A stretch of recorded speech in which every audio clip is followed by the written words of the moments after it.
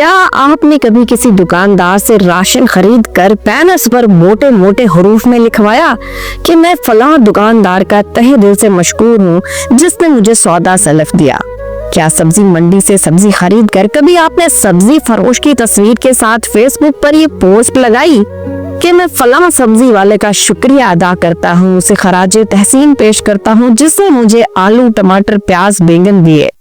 کیا کبھی بس میں سفر کرنے کے بعد منزل پر پہنچ کر آپ نے نعرہ بلند کیا کہ میں فلاں ڈرائیور کا تہہ دل سے مشکور ہوں جس نے مجھے منزل تک پہنچایا؟ یقیناً آپ کا جواب ہوگا نہیں۔ اگر میں آپ سے وجہ پوچھوں تو آپ کا جواب یہ ہوگا کہ دکاندار، سبزی فروش یا بس والے نے ہم پر کوئی احسان نہیں کیا، اس نے ہر چیز کے ہم سے پیسے وصول کیے۔ آپ کا یہ جواب بہت بہتر ہے، لیکن اب آتے ہیں اصل بات پر۔ کیا آپ کا ایم پی اے، ایم این اے، وزیر آپ کے علاقے میں فی سبیل اللہ کام کرتے ہیں؟ کیا یہ اپنا پیسہ آپ پر خرچ کرتے ہیں؟ کیا یہ خدمت کے جذبے، اپنے درجات کی بلندی اور جنت الفردوس میں اعلیٰ مقام کے حصول کے لیے سیاست میں آئے ہیں؟ یہاں بھی آپ کا جواب نہیں ہوگا۔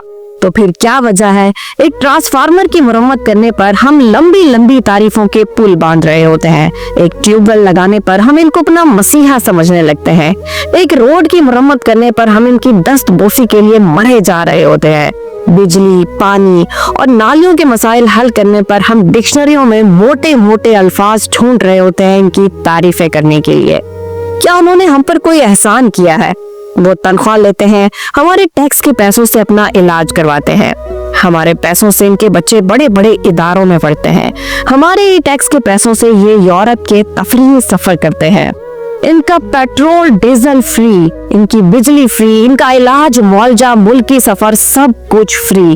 فری کا مطلب ہے کہ عوام کو نچوڑ کر عوام کے ٹیکس کے پیسوں سے یہ آسائشیں حاصل کر رہے ہیں، اور عوام کی حالت یہ ہے کہ ایک روڈ بننے پر ناچ رہی ہے اور ان کی مشکور ہے۔ آپ ان سے اپنا حق اس طرح مانگیے جس طرح یہ آپ سے ووٹ مانگتے ہیں۔